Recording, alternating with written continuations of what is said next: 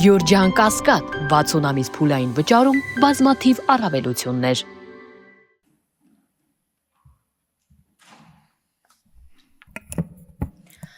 Հարգելի քաղաքացիներ,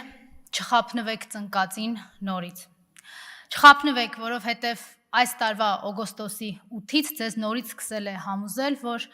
դե ոչինչ, որ նախորդող 7 տարիների ընթացքում ինչ ասել եմ, սուտ եմ ասել։ Ոչինչ, որ նախորդող ժամանակահատվածում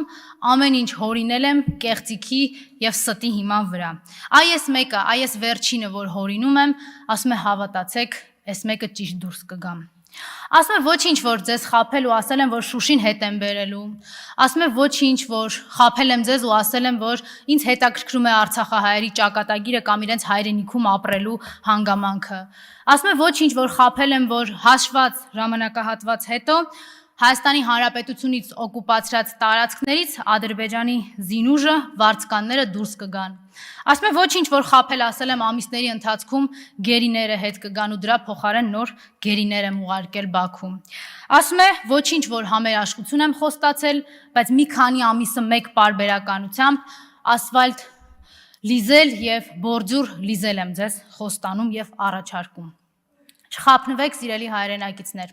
չխաբնվեք ծնկածին, որովհետև ծնկել է ոչ թե իր մեղքերի գիտակցումից, ծնկել է ոչ թե ձեր առաջ կատարած մեղքերի զգացումից, այլ ծնկել է թուրքերի եւ ադրբեջանցիների առաջ։ Ծնկել է ոչ թե ձեր առաջ, այլ ձեզ է ծնկի բերել թուրքերի ու ադրբեջանցիների առաջ, հաղթած հայ ժողովրդին դարձրել պարտված։ Ու եթե ինքը իրեն կողքից տեսներ, ինքը իր մասին կողքից խոսելու լիներ, ինքը իր բառապաշարով ասելու էր, որ ծնկել է 2018-ին, ծնկել է 2019-ին, 20-ին, 21-ին, ծնկել է 2022-ին, 23-ին, 24-ին, 25-ին, ծնկելու է 26-ին, եթե մնա։